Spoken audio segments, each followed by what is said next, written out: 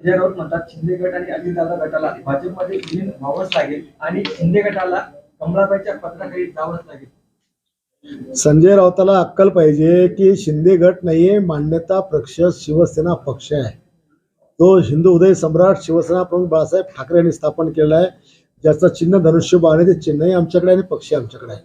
आम्हाला कोणाला विलीन व्हायची काही गरज नाहीये।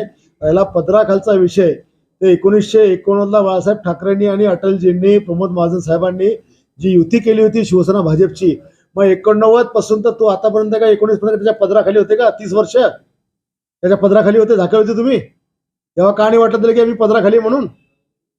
आमचा पक्ष दादांचा पक्ष, आम्ही जे पक्ष स्वतंत्र आहेत, आमचा स्वतंत्र आमची घटना पक्षाची आहे, आमचा विचार स्वतंत्र आहे। हिंदुत्वाच्या विचारावर आम्ही भारतीय जनता पक्षासोबत आहोत।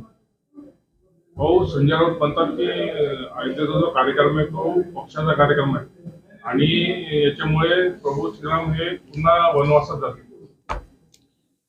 अरे बाबा, प्रभू श्रीमान वनवासात नाही तर त्यांच्या छाताळावर बाबराने उभं केलेलं थडगं हे पाडून आता सन्मानाने पूर्वीप्रमाणे प्रभू रामचंद्र तिथे अवतार घेत आहेत, तिथे स्थापन होत आहेत।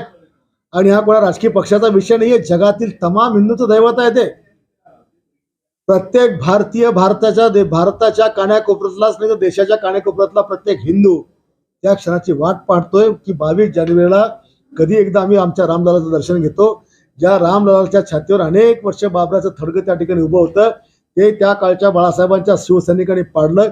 अनेकांनी त्या मंदिराकरता आंदोलनं केली।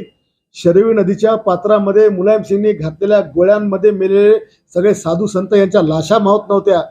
ती नदी सगळी रक्ताने लाल झालेली होती।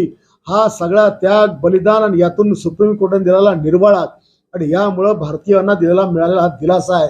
आणि त्याच्यामुळे मोठ्या डौलाने सगळ्या भारतीयांच्या मदतीतून आदरणीय नरेंद्र मोदी साहेबांनी उभारलेले मंदिर आहे, ज्याची आम्हा सगळ्यांना प्रतीक्षा आहे।